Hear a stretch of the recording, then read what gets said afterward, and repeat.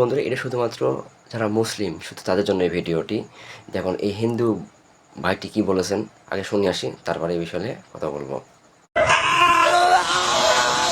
আমার 10 হাত দিব্যা বাই করে আল্লাহ আল্লাহ সুদার গুয়াটা উপর মুখি দিয়ে সূর্যর মুখি দিয়ে নিয়ে কি নিকা জানস আমাকে হিন্দুরা তো গুয়া মারতে মারতে গুয়া ঘাও তো পাটার মতন চিল্লাচ্ছ কেন? তুমি জানো দেশে প্রায় মুসলিম সংখ্যা কত? খ্রিস্টানের পরে হচ্ছে মুসলিমের সংখ্যা বেশি। তুমি তো হিন্দু হলে এরকম পাটার মতন প্যাঁ প্যাঁ করছে না। চলো তোমাকে আগে গরুর মূত্র খাওয়াবো, চলো।